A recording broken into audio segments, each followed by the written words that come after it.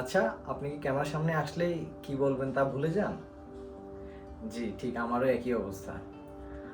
Hi everyone, আমি শিপন।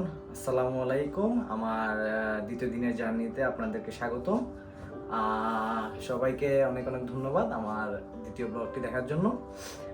আহ, আসলে মানুষ ভুল থেকেই কিছু শিখতে পারে। যেমন আমি আমার প্রথম ভিডিও থেকে যে ভুলটা শিখলাম যে আমার প্রথম ভিডিওতে সাউন্ড কোয়ালিটি খুবই কম ছিল, খুব বাজে ছিল, যেটা আমার অনেক ছোট ভাই, আমার বন্ধু আমার প্রথম ভর্তি দেখার পর আমাকে বলেছে এবং আমি নিজেও রিয়েলাইজ করেছি যে সাউন্ড খুবই কম।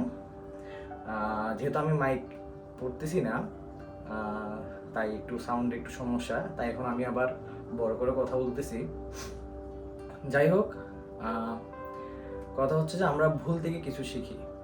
তো আমরা একটা ভুল করার পরে আমরা জানতে পারি যে আসলে আমাদের ভুলটা কোন জায়গায় হয়েছে, এখন আমরা পরের দিন ওই ভুলটাকে শুধরাতে পারি।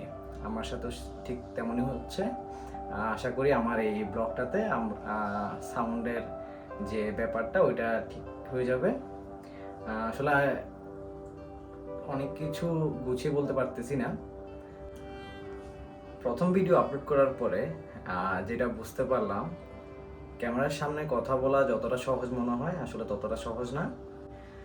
ভিডিও করার পরে বারবার ভুল হচ্ছে, কিন্তু আমি সিদ্ধান্ত নিয়েছি ভুল হোক বা যাই হোক আমি আমার চেষ্টা করে যাব।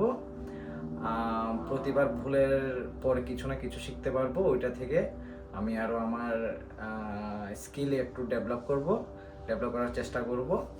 এই চ্যানেলে আমি আমার বাস্তব জার্নিটাই শেয়ার করতে যাচ্ছি, কিভাবে একজন নতুন কেউ কন্টেন্ট ক্রিয়েটার হতে চাইলে ক্যামেরার সামনে কথা বলার যে ভয়, যে আত্মবিশ্বাসটা না থাকে, ওইটা কীভাবে আসলে আস্তে আস্তে ডেভেলপ করতে হয়, যেটা আমি নিজেই আশা করি আমিও আস্তে আস্তে আস্তে আস্তে আমার যে ভিতরের ভয়টা, যে অ্যাংজাইটি ক্যামেরার উপর বা মানুষের সামনে ক্যামেরা খুলে ব্লগিং করা বা আমার আশেপাশে কী হচ্ছে সেগুলো দেখানো, এই অ্যাংজাইটি থেকে কীভাবে মুক্তি পাবো আসলে সেটারই বাস্তব চিত্র তুলে ধরবো।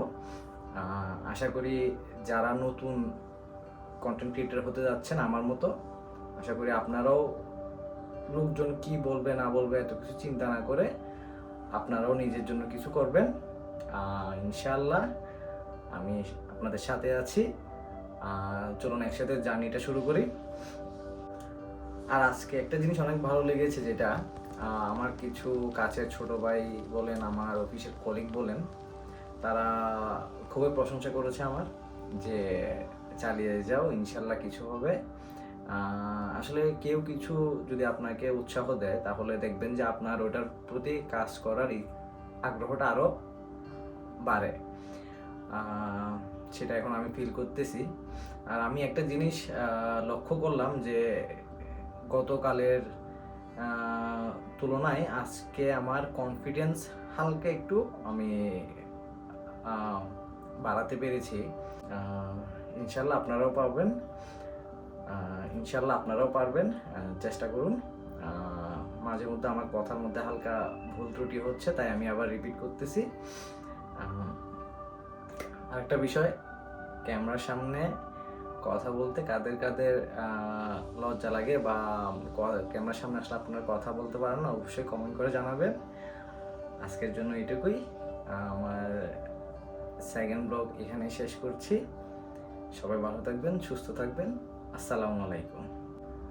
আর যদি আমার ভিডিওগুলো ভালো লাগে অবশ্যই লাইক, শেয়ার ও কমেন্ট করবেন, আর চ্যানেলটি সাবস্ক্রাইব করতে ভুলবেন না।